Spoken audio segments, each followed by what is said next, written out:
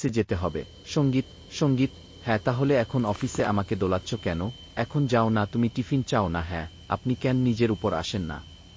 আমি একমাত্র যে এটা চিনতে পারেনি। সঙ্গীত এমনকি আমার স্ত্রী সাবধানে জিজ্ঞাসা, সঙ্গীত কি ব্যাপার ভাই, খুব হাসছেন? সঙ্গীত কিছুই না বন্ধু, আপনি ইতিমধ্যে জানেন আমি আছি।